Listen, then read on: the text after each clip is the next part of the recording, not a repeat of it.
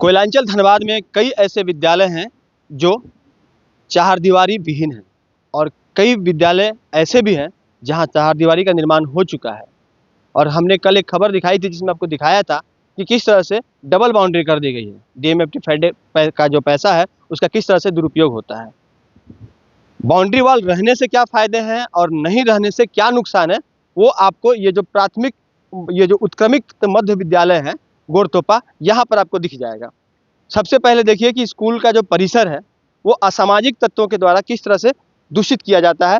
कई जगह ऐसे है जहाँ पर तोड़फोड़ की गई है। उनके द्वारा जितने भी स्कूल के जो भवन निर्माण के दौरान जो इक्विपमेंट लगाए गए थे उन तमाम चीज़ों को सबसे पहले ख़राब करने का काम किया गया। और जो पाइपलाइन लगाई गई है पानी की, बच्चों को पानी पीने की, वहाँ की तमाम जो पाइपलाइन उसका जो टोटी है वो यहाँ से चोरी कर लिया गया है। इसके अलावा जो पानी जो वर्षा जल को नीचे लाने का काम करता है उन तमाम पाइप्स को क्षतिग्रस्त कर दिया गया है।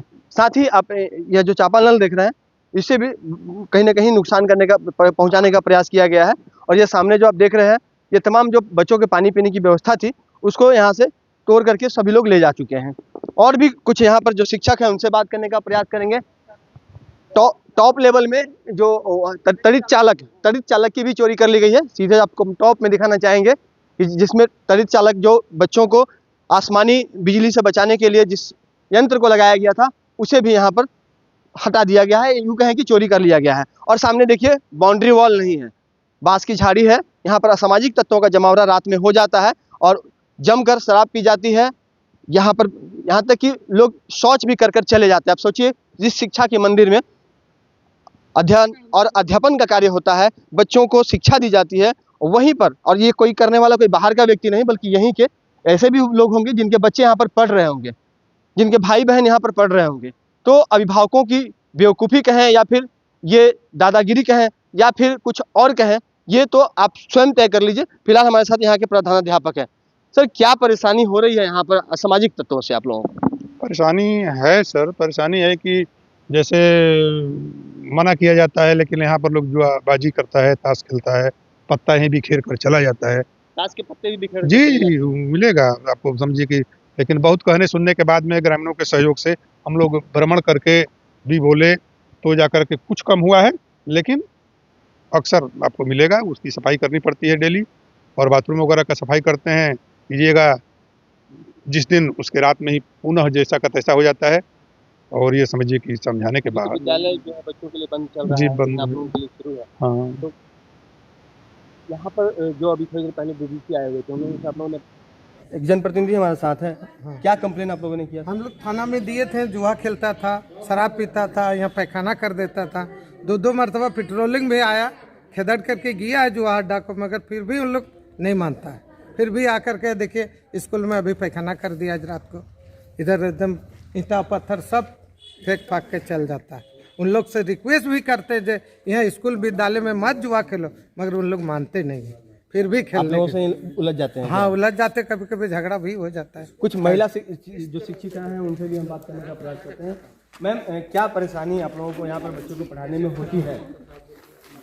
एक और महिला शिक्षिका, उनसे बात करने का प्रयास करते हैं। एक माहौल मिलना चाहिए पढ़ाई लिखाई के लिए बच्चों को, जो माहौल संभवतः नहीं मिल पा रहा है। मैम, क्या परेशानी होती है यहाँ पर खास करके आप लोग के स्कूल कैंपस में? मैं पूनम कुमारी उत्क्रमित मध्य विद्यालय की शिक्षिका हूँ। यहाँ सबसे बड़ी समस्या बच्चे जो है बात को नहीं समझते, डिसिप्लिन नहीं है। उसका कारण है उनके गार्जियन उन्हें डिसिप्लिन नहीं कर पा रहे हैं कहीं ना कहीं।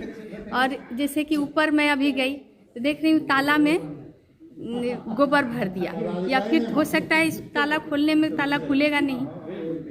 तो बच्चे जो है यहाँ काफ़ी उदंड हो चुके हैं। पेरेंट्स भी परेशान कर रहे हैं? नहीं, पेरेंट्स परेशान नहीं करते हैं, बट 5 दिन 6 दिन के बाद आप आइएगा, अगर स्कूल बंद है उसके बाद पूरा ताश का पत्ता बिखरे रहेगा, थूके रहेंगे पान खा खा के। अब ऐसे में बच्चे शराब आदि की बोतलें भी फेंकी हुई रहती हैं। हाँ, शराब की भी बोतलें मिलती हैं। तो ये सब से अगर बचाव किया जाए स्कूल को, क्योंकि ये शिक्षा का मंदिर है और यहीं जब ऐसा गंदगी रहेगा, इसकी पवित्रता तो बरकरार रहनी चाहिए। जब इस विद्यालय ही साफ सुथरा नहीं है तो उसका नकारात्मक इफेक्ट पड़ेगा ना। आते के साथ पहले मूड खराब हो जाएगा। बच्चे अब पढ़ाई करें, शिक्षक पढ़ाएं या फिर उसकी सफाई में लगें। बिल्कुल, आप देख सकते हैं कि किस तरह से आग जो अलाव जला करके छोड़ा गया है। कोई भी विद्यालय में इस तरह का जो धृष्टता करते हैं जो लोग, उन पर कहीं ना कहीं कई चीज़ों पर अंकुश लगाना जरूरी है। ऊपर भी हम जाकर दिखाने का प्रयास करेंगे। फिलहाल आपको इतना ज़रूर बता दें कि स्कूल परिसर की पवित्रता को बनाए रखने के लिए जिन चीज़ों की आवश्यकता है उसमें सबसे और अत्यंत महत्वपूर्ण चीज़ है वो है स्कूल की चार दीवारी, यानी कि उसकी बाउंड्री वॉल जो होनी चाहिए और यहाँ पर नहीं है। यह विद्यालय है उत्क्रमित मध्य विद्यालय गोरटोपा। हम धनबाद उपायुक्त से आग्रह करेंगे कि जिस तरह से डीएमएफटी फंड से तमाम जगहों पर स्कूलों में चार दीवारी का निर्माण कराया गया है, इस विद्यालय में भी चार दीवारी का निर्माण कराया जाए और साथ ही एक नाइट गार्ड जरूर दिया जाए जो यहाँ पर असामाजिक तत्वों को खदेड़ सके, जो उनसे बात करके उनको समझा बुझा सके और इस स्कूल के परिसर को सुरक्षित और संरक्षित रखने में अपनी महती भूमिका निभा सके।